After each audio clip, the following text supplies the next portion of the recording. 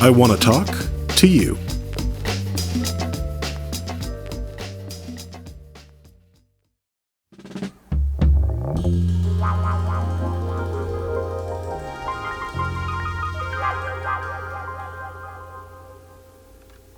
Question 1. What's your favorite food or cuisine? My favorite food, specifically, are the chili rellenos from Rancho de Chimayo in Chimayo, New Mexico. The thing I love about the chili relleno is almost the simplicity of its ingredients. I guess one of the reasons why I like it so much is that it is highly variable, like from restaurant to restaurant. It depends on the chilies you're using, it depends on the cheese, it depends on the stuffing. And Rancho de Chimayo has the best ones, and so they're my favorite food. Question number 2. What's a moment from your life that you wish you could relive? There's two different things that come to mind when this question comes up, and the first is a moment that you would relive because you want to do something different than what you did. It's a thing I think about a lot, but it's not necessarily the healthiest way to move forward, and it's just sort of running yourself in circles. And so I'm going to choose the other path, which is just a time that I would have liked to relive simply for the experience of reliving it. I was in Belgium in 2015, and it was the end of a long trip. I was on the way to Germany to see my sister. She was studying piano in Lindlar at the time. If you know anything about Brussels, I was in Brussels. The hostels are on the other side of this canal. And so I walked across the canal and I went to the old city, and there had been a Renaissance fair going. And as I was walking through, it was the middle of the night, but the city was very alive and the lights were all on. And then I just wandered into down this covered mall where there was nobody, and just looking around, it was fully lit. One of the businesses that was open was a movie theater. So I just went in and I said, give me a ticket to whatever's playing next, because it was still open.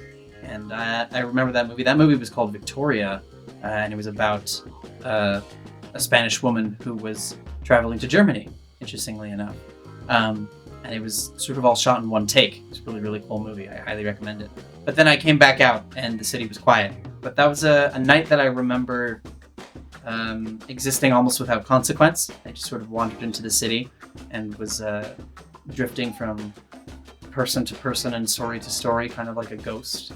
And the Renaissance Fair vibe was definitely helping with that. And I think I would probably re-experience that night, just walking through Brussels by myself. Question 3. If you could own any object, real or imaginary, what would it be? The Death Note. I'm kidding. I can be trusted with the power of the One Ring.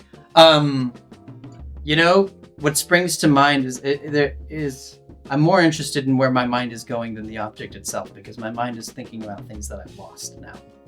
It's like, you could pick money, you could pick the Death Note. But I was like, there was a bucket hat that I lost that was my sister's a long time ago. It fell into the river, and it was my fault.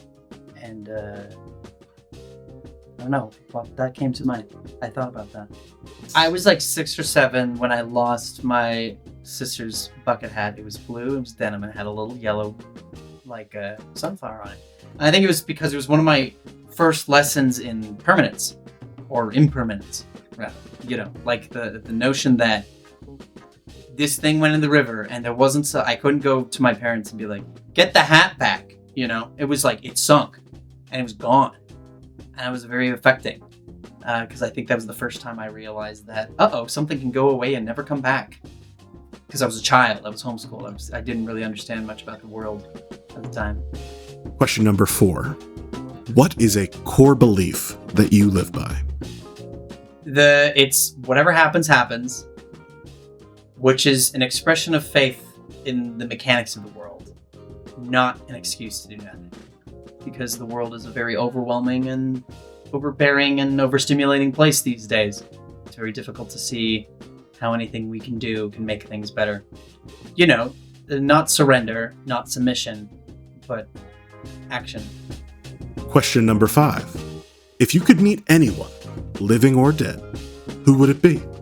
I would love to have a conversation with Andrei Tarkovsky. He's one of my favorite filmmakers. and he died from cancer while making, I think, one of my favorite movies, one of the most important movies to me. He has a lot of insight into the world, the spiritual world of cinema and the edit and the manipulation of time and how it reflects who we are and what we want. I think he'd just have a lot of interesting things to say. I'd rather listen to him just talk about life than I would rather, like, if I would meet him and then we probably wouldn't talk about movies at all.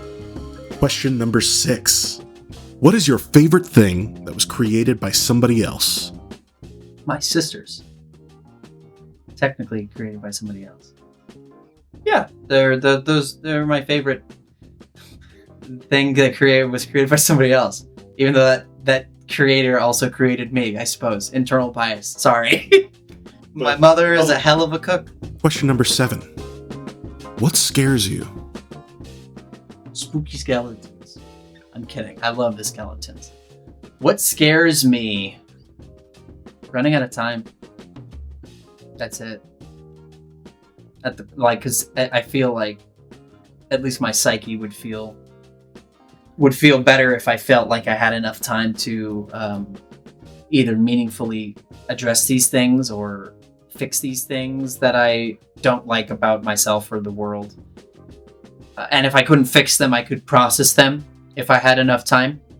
I'm afraid of running out of time. Question number 8. What do you wish you had more time to do? I wish I had more time to be still. You know, Werner Herzog says the world reveals itself to those who travel on foot, and I think that's mostly true in that you realize it takes a long time to get anywhere. Convenience is good. Convenience is good for a lot of things. We can connect to a lot of people in a lot of different ways. But I wish I had more time to slow down. Question number 9. What is something that you want or need to do before you die? I want to see as much of the world as I can. I want to see as much of the physical planet. I want to visit every continent and every country and see every biome there is before it dies. Question 10. Are you happy? Right now, yeah, in this moment, I think so. I'm happy to be here. I'm happy to be talking to you. Okay, we'll do 3 scales. Right now, in this room, I'm happy. As a human being living in the communities that I live in, I'm pretty happy. In the political spaces I'm living in, I'm very angry. And cosmically, I don't really know that it matters if I'm happy or not. And I'm okay with that, actually. You know, that's very, it's reassuring in a way.